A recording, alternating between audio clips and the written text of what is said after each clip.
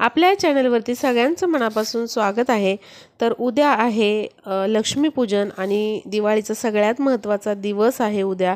तर या व्हिडिओमध्ये आपण बघणार आहोत की लक्ष्मीपूजन अगदी सोप्या पद्धतीने कसे करायचे, त्याचबरोबर शुभ मुहूर्त काय आहे लक्ष्मीपूजनाचा आणि लक्ष्मीपूजन केल्यानंतर आपल्याला माता लक्ष्मीला एक वस्तू अर्पण करायची आहे, तर ते पण आपण बघणार आहोत। तर लगेचच बघूया की हे पूजन कसे करायचे। तर त्यासाठी आपल्याला एक चौरंग पाट लागणार आहे। तर चौरंग पाट जे आहे ते स्वच्छ आधी धुवून घ्यायचे, त्यानंतर कोरडे करून घ्यायचे। सगळे जे फोटो आहेत लक्ष्मी मातेचे ते पण आपल्याला स्वच्छ धुवून घ्यायचे आहेत। कुबेर देवाचा फोटो आपल्याला धुवून घ्यायचे, ते फोटो स्वच्छ करून घ्यायचे आहेत। त्याचबरोबर कलश आहेत किंवा ताम्हण जे वापरणार आहोत आपण, मूर्त्या वापरणार आहोत लक्ष्मी मातेची, त्याचबरोबर गणपती बाप्पांची, तर सगळ्या मूर्त्या देखील आपल्याला त्या दिवशी स्वच्छ करून घ्यायच्या आहेत। तर आता बघूया की पूजन कसं करायचं आहे। यावर्षी 2023 मध्ये लक्ष्मीपूजन आलेले आहे रविवारी 12 नोव्हेंबर 2023ला आणि शुभ मुहूर्त आहे संध्याकाळी 5:59 ते रात्री 8:33 हे लक्ष्मीपूजन आपण करू शकता। हा शुभ मुहूर्त आहे। तर बघा, अशा पद्धतीने चौरंग पाट जे आपण घेतलेला आहे त्यावरती लाल वस्त्र अंथरून घ्यायचं आहे। इथे आपल्याला सगळ्यात आधी कलश स्थापना करून घ्यायची आहे। त्यासाठी बघा, तांब्याचा कलश किंवा चांदीचा कलश किंवा स्टीलचा तुम्ही तांब्या घेऊ शकता आणि त्यामध्ये स्वच्छ पाणी घेऊन हळद, कुंकू, अक्षता, 1 रुपयाचं नाणं, त्याचबरोबर सुपारी, फूल हे सगळं टाकून 5 विड्याची पानं किंवा आंब्याची पानं टाकायची आणि त्यावरती नारळ ठेवून आपल्याला अशा प्रकारे कलश स्थापना करून घ्यायची आहे। लक्ष्मी आणि कुबेर देवांचा फोटो देखील आपण इथे ठेवलेला आहे आणि इथे पानाचे 3 विडे ठेवलेले आहेत, म्हणजे पानाची जोडी ठेवायची आहे। आणि पहिली जी पानाची जोडी आहे त्यावरती आपल्याला थोडेसे तांदूळ ठेवायचे, अक्षता वाहून हळद कुंकू वाहून घ्यायचं आहे आणि गणपती बाप्पांचं पूजन आपल्याला करून घ्यायचं आहे। गणपती बाप्पांना दुधाने, पंचामृताने, पाण्याने स्नान घालून नंतर त्यांची स्थापना करायची, त्यांना वस्त्र वाहून घ्यायचं। त्यानंतर माता लक्ष्मीची मूर्ती आपल्याला घ्यायची आहे आणि मूर्तीला देखील दुधाने, पंचामृताने, पाण्याने अभिषेक घालून घ्यायचा आहे आणि मातेची पण मूर्ती आपल्याला इथे दुसऱ्या विड्यावरती स्थापना करून घ्यायची आहे। त्यानंतर कुबेर देवांसाठी इथे मी सुपारी वापरलेली आहे। तर सुपारी घ्यायची, पंचामृताने, दुधाने स्नान घालून घ्यायचं सुपारीला आणि तिसऱ्या विड्यावरती कुबेर देवांची स्थापना आपल्याला करायची आहे।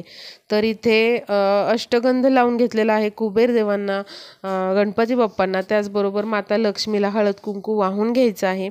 इथे या प्रकारे आपल्याला बघा, सुगडे जे आहेत ते घ्यायचे आहेत, मातीचे सुगडे, त्यामध्ये 5 प्रकारचे धान्य, इथे बघा मी डाळ घेतलेले आहे, त्याचबरोबर तांदूळ, गहू घेतलेले आहेत आणि एका सुगड्यामध्ये आपल्याला धणे भरायचे आहेत, एका सुगड्यामध्ये लाह्या आणि बत्ताशे भरायचे आहेत। लाह्या आणि बत्ताशांचं अतिशय महत्त्व असतं या दिवशी, त्यामुळे अशा प्रकारे आपल्याला हे सुगड्यांमध्ये भरून 5 प्रकारचे अशा पद्धतीने धान्य जे आहेत ते पुजायचे आहेत। त्याचबरोबर नाण्यांची देखील आपल्याला इथे पूजा करायची आहे। 11 नाणी जरी पूजली तुम्ही तरी चालेल, नाणी स्वच्छ धुवून घ्या, कोरडी करून घ्या, हळद कुंकू अक्षता वाहून घ्यायच्या आहेत। आता बघा, सुगडे जर नसेल तर तुम्ही स्टीलच्या किंवा काचेच्या वाट्या देखील घेऊ शकता आणि त्यामध्ये 5 प्रकारचे असे धान्य भरून ते पूजनात मांडू शकता। तर आता बघा, या पद्धतीने आपण गुळ खोबऱ्याचा नैवेद्य देखील गणपती बाप्पांना दाखवलेला आहे। त्याचबरोबर अजून एका पाटावरती आपल्याला लाल वस्त्र अंथरायचं, त्यावरती लक्ष्मी ठेवायची आहे, म्हणजेच केरसुणी, जे आपण नवीन खरेदी करत असतो तर तिचं पूजन करायचं आहे। त्याचबरोबर अशा पद्धतीने आपल्याला लक्ष्मीची वही मिळते, तर ती तुम्ही आणायची आहे आणि अशा पद्धतीने आपल्याला केरसुणीचं पूजन करायचं आहे। हळद कुंकू, तांदूळ वाहून घ्यायचे। ही जी वही असते लक्ष्मी वही, तर तिचं देखील आपल्याला पूजन करायचं आहे। जी केरसुणी असते ते आपल्याला नवीनच आणायची आहे. जुनी जरी तुमच्याकडे असेल तरी जुनी वापरू नका पूजनासाठी.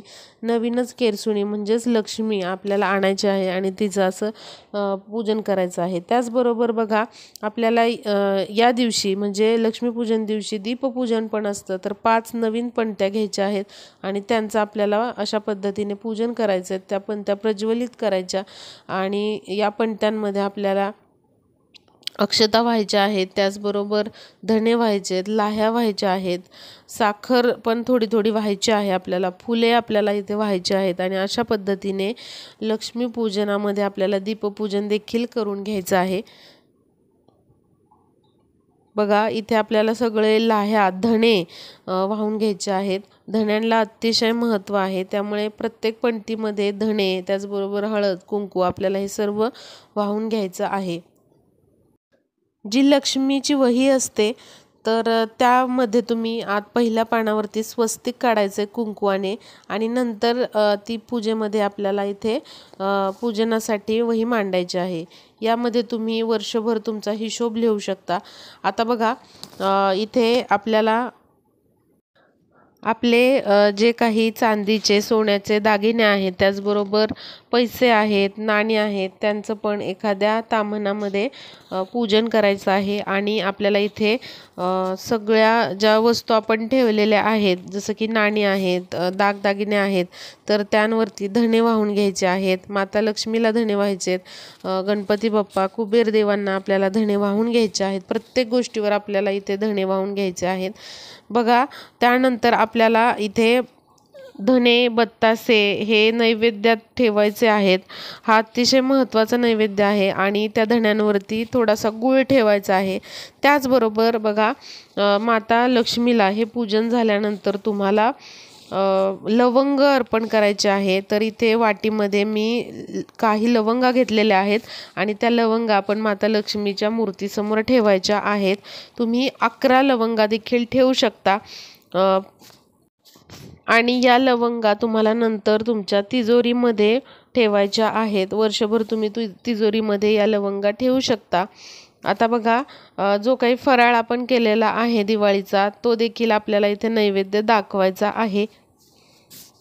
चिवडा लाडू चकली असे कोणतेही 5 पदार्थ इथे नैवेद्य म्हणून ठेवायचे आहेत. त्याचबरोबर 5 फळं देखील नैवेद्यामध्ये आपल्याला ठेवायचे असतात. तर अशा पद्धतीने आपल्याला हे सोप्या पद्धतीने लक्ष्मीपूजन करायचं आहे.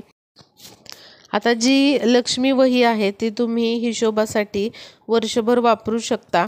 व्यापारी वर्ग असेल तर ते ही वही जी असतात लक्ष्मीपूजनाची वही ते त्यांचा हिशोब लिहिण्यासाठी वापरतात. जी लक्ष्मी आपण वापरतो केरसुणी जी पूजतो तर तिचं देखील आपल्याला वापर करायचा आहे आणि अशा पद्धतीने आपल्याला हे लक्ष्मीपूजन करायचं आहे. आता प्रत्येक शहरामध्ये गावामध्ये किंवा प्रत्येक घराची लक्ष्मीपूजनाची पद्धत ही थोडीफार वेगळी असू शकते. तुमची जी पद्धत असेल त्याप्रमाणे तुम्ही लक्ष्मीपूजन करू शकता. तर व्हिडिओ हा जास्तीत जास्त शेअर करा म्हणजे सर्वांना लक्ष्मीपूजन कसे करायचे हे कळेल. जे नवीन आहे त्यांना याची माहिती चांगल्या प्रकारे मिळेल. दुसऱ्या दिवशी पूजा काढताना म्हणजेच उत्तर पूजा करत असताना पहिल्यांदा दूध साखरेचा नैवेद्य दाखवायचा आणि कलश जो आहे तर तो थोडासा हलवून घ्यायचा आहे आणि त्यानंतर जे कलशातलं पाणी आहे ते तुम्ही तुळशीला घालू शकता, फेकून देऊ नका. ज्या लवंग आहेत ते तुमच्या तिजोरीमध्ये ठेवा आणि हे जे 5 सुगड्यांमध्ये आपण भरून ठेवलेलं धान्य आहे तर ते तुम्ही वापरू शकता. तांदूळ जे आहेत ते पक्ष्यांना थोडेसे टाकू शकता. त्याचबरोबर उरलेल्या तांदळाची ही खीर करू शकता. तुमच्या तांदळाच्या डब्यामध्ये हे तांदूळ ठेवू शकता आणि बाकीचे जे आहेत ते देखील तुम्ही घरामध्ये वापरू शकता. ज्या पणत्या आहेत त्या देखील तुम्ही वापरू शकता. जी फुले आहेत ती निर्माल्यामध्ये आपल्याला टाकायचे आहेत आणि विसर्जन करायचं आहे. जी नाणी आहेत ती तुम्ही वापरू शकता. गुळ खोबरं जे आहे तर त्याचा तुम्ही प्रसाद बनवून खाऊ शकता, घरी वापरू शकता.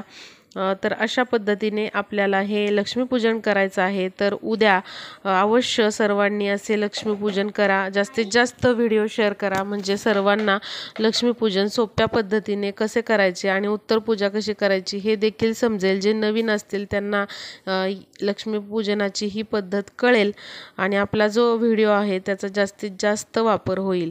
तर भेटूया पुढच्या व्हिडिओमध्ये। सर्वांना दीपावलीच्या लक्ष्मीपूजनाच्या खूप खूप खूप शुभेच्छा। सर्वांना ही दिवाळी आरोग्याची आणि भरभराटीची सुख समृद्धीची जावो।